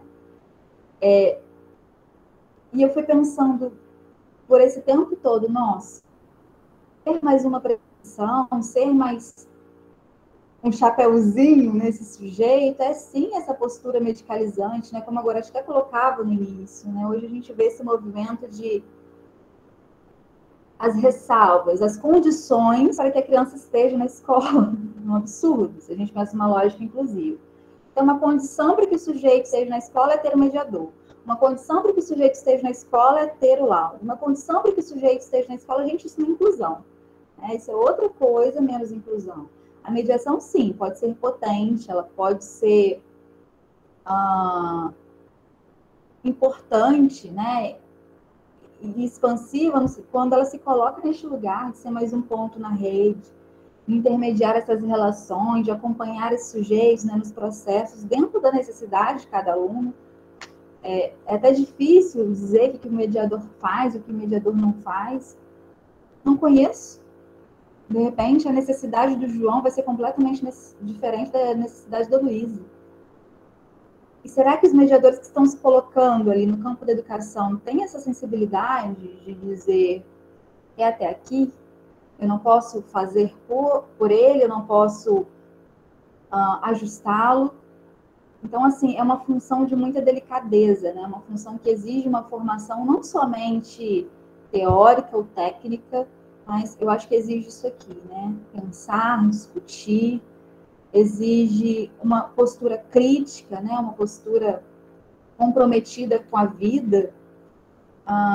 E aí, particularmente, eu penso a mediação escolar desligada de uma postura medicalizante quando eu consigo compará-la ao que o acompanhamento terapêutico foi na reforma psiquiátrica. Ambos podem ser usados de uma forma medicalizante, né? E a questão não é o que é usado, mas como é usado. Como a gente coloca isso em prática. Como se coloca a mediação escolar em prática, né? A gente está ali para evidenciar uma falta ou não? Ou a gente está ali para ampliar as potências, né? Tá ali para ampliar as possibilidades de ser desse sujeito. Lógico, ele já é em si, né? Mas as possibilidades no sentido, assim, O nosso objeto não é o sujeito em si, mas são as barreiras desse campo. O nosso objeto, a gente não precisa ajustar sujeitos, a gente precisa ajustar contextos, né, ambientes, reduzir essas barreiras que impedem que ele tenha esse gozo, né, que impedem que ele tenha essa livre vivência com os outros, com seus pares. E eu prefiro dizer, né, pares nos colocam numa situação de iguais, né, então, com seus diferentes, com essa diferença que está ali no campo o tempo todo. Então, já concluindo, para ser bem pontual, para a gente ter tempo para conversar melhor, tanto a mediação, né, quanto o acompanhamento terapêutico, como o atendimento educacional especializado, eles podem sim ter funções positivas, desde que não sejam tecnologias a serviço da normalização da vida. Desde que sejam instrumentos de reafirmação da diferença, e não de enclausuramento dela, né? E não de marcar uma falta. O que falta está mais... O que falta é fora, né? O que falta em nós, falta nessa sociedade tão normalizante, e não nesse sujeito que simplesmente é. E aí, tentando responder, eu coloco isso, né? Não é o que a gente vai fazer simplesmente, mas como se faz. Como se faz mediação escolar? Como se faz atendimento educacional especializado? Fica a pergunta, fica a indagação, e se temos aqui mediadores ou profissionais, né, da sala de recursos, né, os professores de atendimento educacional especializado, te convido a uma reflexão crítica cotidiana. Estou sendo, né, mais um ponto na rede de sujeito, ou tem uma função aqui de normalizar, uma função de aniquilar, uma função de evidenciar a falta? E assim eu concluo, Gorete. Agradeço as palavras de Tamires, né, que trouxe né, essa dicotomia aí presente, né, nesse atendimento educacional especializado, nessa mediação escolar, que pode entrar nesse lugar do assistencialismo, né, desse lugar de apontar faltas, ou tentar uma possibilidade de acolhimento. A forma como a mediação escolar está, né, se emaranhando, né, no nosso território, no nosso entorno, Pádua, Miracema, enfim, ser vista como uma solução para a inclusão, né, para a educação inclusiva, para acompanhamento com a pessoa com deficiência, a gente começa questionando aqui, né, para abrir a discussão, esse leito em hospital geral, né, de acolhimento ao surto, que é único, exclusivo, medicamentoso, né, esse leito que a gente amarra o paciente até chegar ao médico, esse medo que a gente, enquanto psicólogo, enquanto pessoal da enfermagem até tem encarado, mas enquanto o profissional do CAPS, que não seja o médico, né, esse medo de não medicar, da narrativa de ouvir o outro sem que o médico interceda antes, esse medo do professor, esse receio do professor não está preparado para esse encontro com a alteridade, para esse encontro com o outro, que é da ordem do imprevisível. O outro é sempre da ordem do imprevisível. Mas por que a gente tem que colocar um especialista na frente da área da saúde para, né, dar um diagnóstico, um laudo para esse menino entrar na minha sala? Será que é sempre que tem que vir a medicação na frente? Que promessa é essa que o remédio faz, né? Holmes trouxe isso com muita propriedade, como que a indústria farmacêutica atravessa e traz promessas, né? O antidepressivo, quer dizer, a vida ela tem percursos variados, né? O sujeito é bipolar, adorei esse pluripolar, né? Porque a gente é pluripolar, não dá mais para falar de bipolaridade. Então, eu queria chamar para conversa profissionais de saúde mental que estão aqui, né? Queria ouvir depoimentos, pessoas trazerem questões do serviço do dia a dia, né? Que bom que o Alan vai abrir a fila, porque esses assuntos se interpenetram. Holmes, o Alan é o coordenador de saúde mental aqui do nosso município, ele também está no mestrado, Paula da banca dele. Por favor, Alan. Boa noite, Gorete, Tamires e Renata. Já conheço, né, a Tamires e a Renata, e é um prazer poder ouvir o Holmes. Me chamou muito a atenção a fala do Holmes em relação ao medo, né? quando ele, né, destacou aqui o uniforme do bombeiro, e aí, enquanto ele falava, automaticamente me viam uns flashes aqui. E, recentemente, uma operadora do direito, né, ela fez uma pergunta num ofício da periculosidade futura, né, de um dos pacientes do CAPS e querendo o diagnóstico, né? E assim, eu respondi a ela não satisfeita, ela perguntou ao psiquiatra, né, da nossa equipe, que falou: Alan, não tem como a gente não conseguimos prever futuro. Então, assim, é cenas de uma institucionalidade, ou de se criar uma institucionalidade muito curiosa, que passam pela lógica do medo. Recentemente também me aconteceu um episódio de uma pessoa conseguir achar a minha casa e preocupado, mas assim, muito preocupado, de que tinha um paciente do CAPS na calçada, em frente à casa dele. E eu falei: você sabe qual é o nome do paciente, quem é? Não, eu sei que ele mora lá. Ou seja, é vizinho, ele estava incomodado, que estava na calçada durante muito tempo, né, do porquê que ele estaria lá. Eu falei: olha, ele fez algo que seria inadequado, te incomodou, porque não, que ele está lá e pode acontecer alguma coisa. Também aí não é muito diferente da fala de um operador. O vizinho não é muito diferente da fala de um operador aí do direito. E uma outra fala que eu sempre gosto também de destacar, né, de um psiquiatra, né, que perguntou, estava eu, né, um psiquiatra, ele perguntou para um paciente: você ouve vozes? E o paciente disse: aham. E aí o psiquiatra olhou para mim, eu falei: eu também. Né? E aí isso demarca, né, essas institucionalidades aí, né, na fala, né, nos medos aí, né, no modo, né, essas três cenas aí, elas passam por isso, desse medo da psicose, né, de como que as pessoas têm dificuldades, até de profissionais do campo da saúde mental, né, do temor que é o lugar da desrazão, da loucura. Então, achei fantástica aí, né, as colocações de vocês, a Renata, né, que está em CAPS também, o Holmes, né, com a passagem por vários setores aí, né, do quanto que é difícil, de fato, do quanto que a loucura, né, o quanto que o acompanhar, né, as N e diversas solicitações, né, de prescrições medicamentosas, né, do quanto são restritivas aí. Então, assim, tudo isso convida, né, com que todos nós possamos pensar nossas práticas aí. Assim, achei muito boa a fala né, de todos vocês, na escola também, né, do quanto já fomos chamados no CAPS, porque tinha uma aluna dentro de sala, foi para o banheiro, ela estava triste, aconteceu algum desentendimento, e ligaram da escola para ir para o CAPS, porque a aluna poderia se matar ou se cortar dentro do banheiro. Então, assim, do quanto que essas situações elas atravessam o cotidiano aí, e do quanto que às vezes passa desapercebido por todos e naturaliza-se aí práticas de periculosidade e de descuidado, né? Acho muito importante isso. Assim, parabéns pela apresentação de vocês.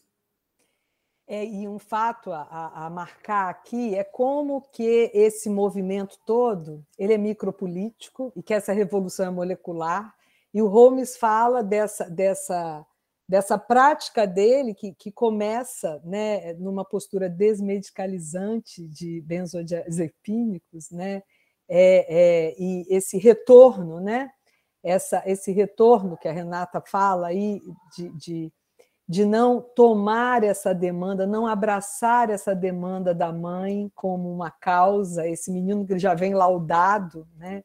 Essas pessoas que já vêm predestinadas a um lugar, né? O professor Holmes tem uma fala, né, dele, que eu ouvi por ele, que é esse corpo ocupado por essa né, perspectiva de milagre químico, de que um remédio, que o diagnóstico, ele vem seguido de uma receita. Sempre, né? Dificilmente não vem, seja de uma receita médica ou de uma receita de sessões, de de psicoterapia, sessões de N coisas. Por favor, Mariana. Oi, gente, boa noite. O que acontece? Eu entrei um pouquinho atrasada, né? Peço até desculpa, mas deu para pegar, acho que todas as falas, né? E assim, o que eu tenho visto, né? Assim, eu sou enfermeira, né? Acho que a maioria aqui me conhece, mas quem não me conhece, eu sou enfermeira. E assim, o que a gente tem visto é uma necessidade de produtivismo muito grande também, né? Inclusive nas crianças, porque a gente vê que as crianças têm que ser produtivas o tempo todo, mas tem que ser produtivas boas, elas não podem brincar e fazer uma arte hoje em dia, né? Que é visto como um improdutivismo ou uma coisa muito exacerbada que você precisa controlar, manejar. E com isso, a gente vê muito caso de depressão, de ansiedade, hiperatividade, burnout. A gente tem essa sociedade hoje em dia do desempenho, né? Como é descrito por Byung-Chul Han. E assim, desse modo, a gente acredita que a gente tem que estar produtivo o tempo todo, que a gente tem que estar feliz o tempo todo, que a gente tem que estar dessa maneira o tempo todo, né? Dessa maneira linear, massiva o tempo todo. E aí a gente não aceita também ser triste, né? A gente não aceita que a gente tem os períodos de tristeza, tem alguns mais longos, outros mais curtos, a gente não aceita que a gente tem esses momentos mais, né, distantes do que a gente gostaria. E aí tudo é diagnosticado como depressão, aí já vai logo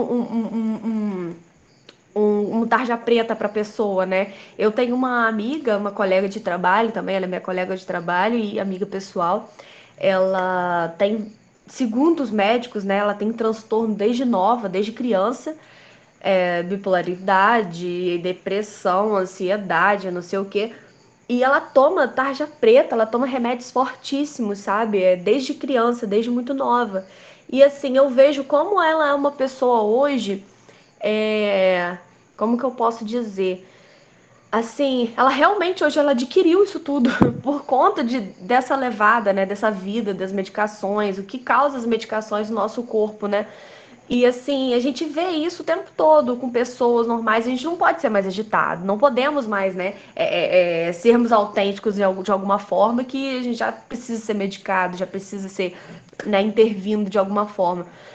Então, eu acho essencial, principalmente a fala da Renata, né, e do professor psiquiatra que falaram que assim que tentam mudar esse contexto, né? Mudar esse contexto de como lidar com o paciente diretamente, com a mediadora também, com a Tamires, de como vamos mudar esse contexto assim na prática, porque é muito difícil a gente reeducar isso. E o médico psiquiatra, se ele não passa um medicamento, ele é um médico ruim. A Renata, se ela bate de frente com o médico, ela é uma profissional ruim porque ela está indo contra a hegemonia médica, né? Que é o saber médico.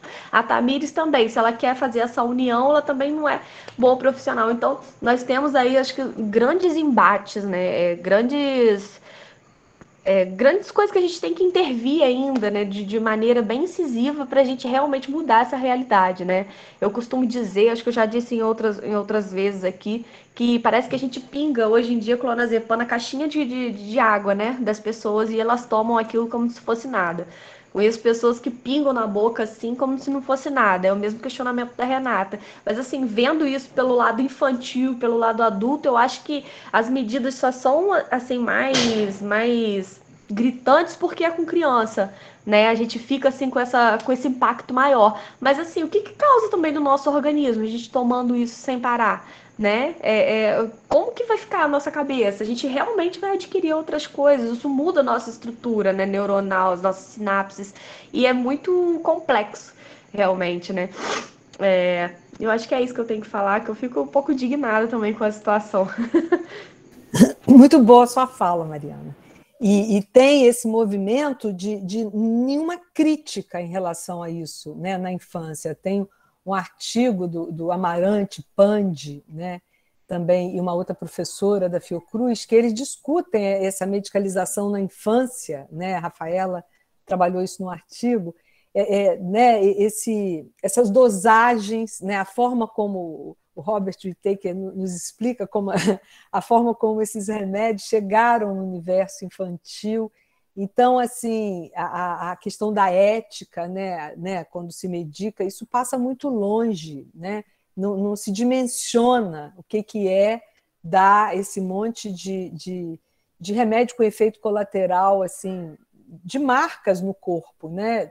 Para criança tão pequena. No adulto já é uma situação sem muita...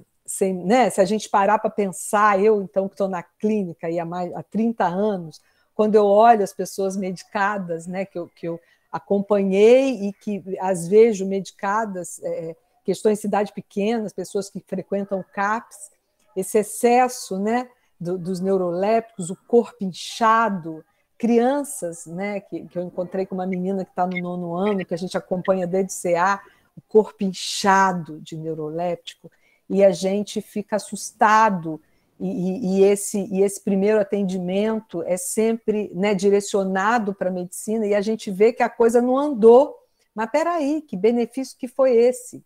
Por que a gente ainda está acreditando tanto? Né? Por que a gente não aposta em ouvir narrativas e ouvir a subjetividade, conforme Holmes apontou, conforme Renata trouxe, Tamires trouxe também, essa institucionalidade marcada na escola, desses lugares, né, a sala de recursos como o lugar que se leva a criança que está atrapalhando. Então, essa roda desse mecanismo, né, que a gente entra e é difícil de sair. Mas a gente está aqui exatamente conversando para pensar o quanto que a gente tem que ser resistência, né? O quanto que a gente tem que ser resistência nesse governo, nessa situação que a gente está vivendo, nessa situação social que a gente está vivendo, atravessando o país, o quanto que a gente tem que ser resistência da nossa prática. Mas aí vamos fazer a fala circular, vocês querem falar novamente, Tamires, Holmes, Renata? Por favor.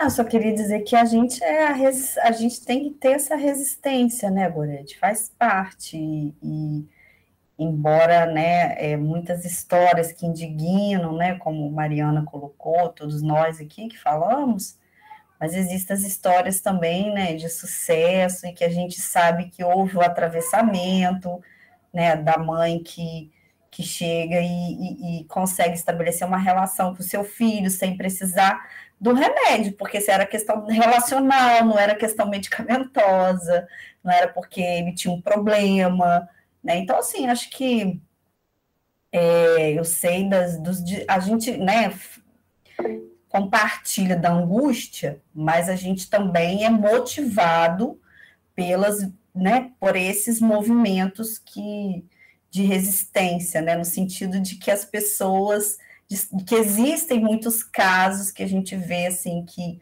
a potência, né, fala mais alto. Então, assim, e aí a gente vê as crianças indo para a escola, enfim, sendo crianças, né, e os pais entendendo a importância dessa relação, porque é tudo uma coisa muito complicada, como eu disse, né, tem os pais também muito ocupados, tendo que dar conta, né, dessa vida maquínica que a gente tem, trabalhar, né, produzir.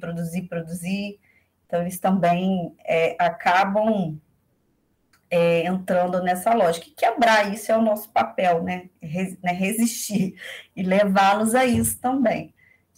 Mas é isso.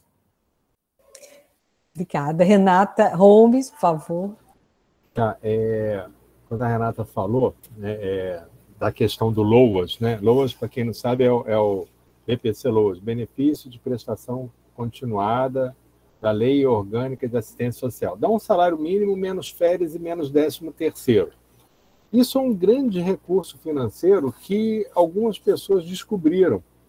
E eu vou citar um caso só, né? Que eu trabalhava como médico de um CAPSI, aí veio uma mãe, né? Essa mãe entrou em todos os grupos de mães, assim, mãe de defesa do autismo daqui, dali, da UFRJ, ela fazia parte de todos, panfletária. Aí, quando ela chega lá, ela já chegou com isso tudo pronto. Aí eu vi o filho dela e falei assim, teu filho não tem autismo.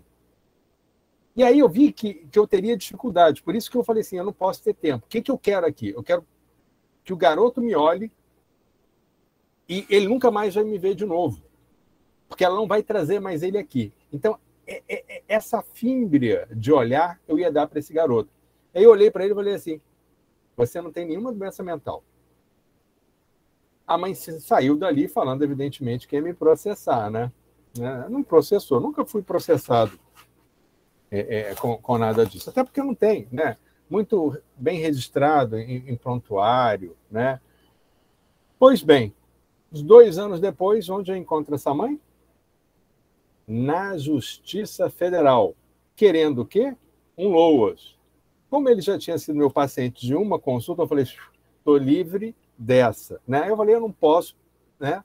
Porque eu fui médico assistente, então eu não posso ser perito.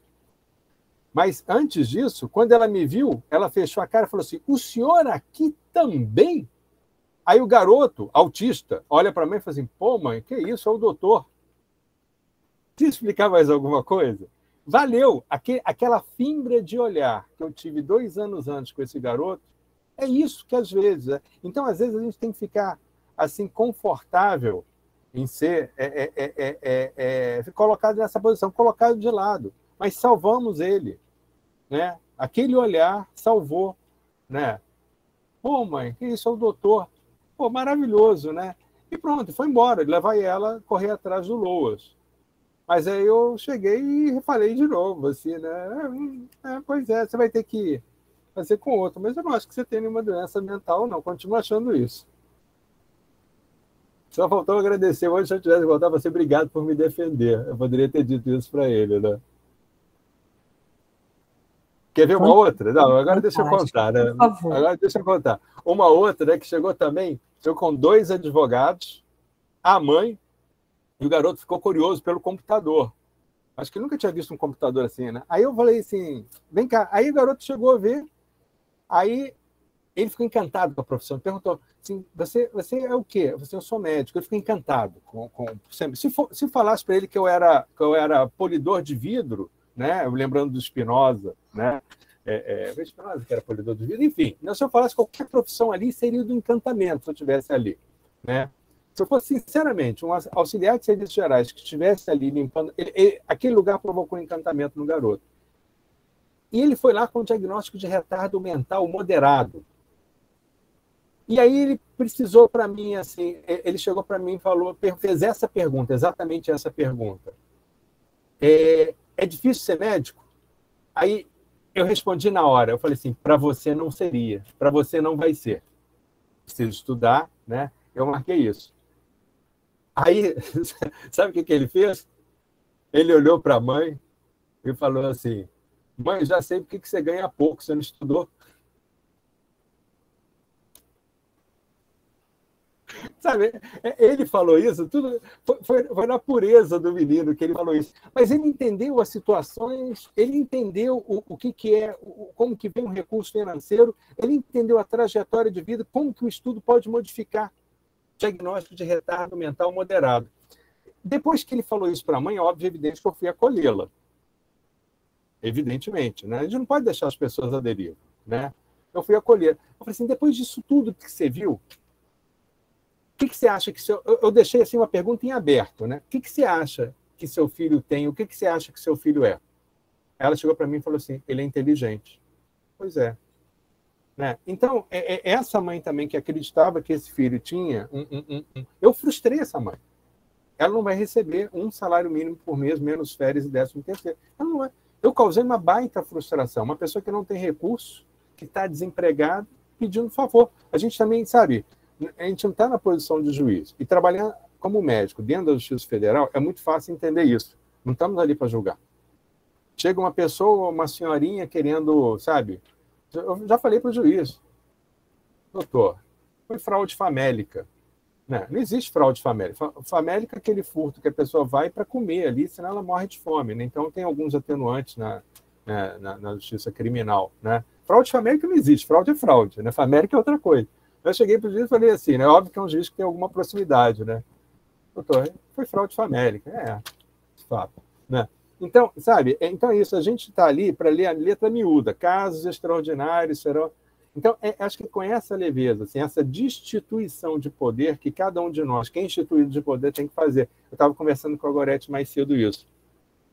Nós, da saúde, somos instituídos de poder e precisamos reconhecer que somos. Para que a gente lide com o poder como se fosse um bem escasso. Bem escasso a gente tem que receber e distribuir. O médico, ele tem que se perceber instituído de poder, porque só assim ele é capaz de distribuir esse bem escasso, que é o poder, na equipe multidisciplinar. Né? Isso é fundamental. Né? Ele precisa receber para abrir mão.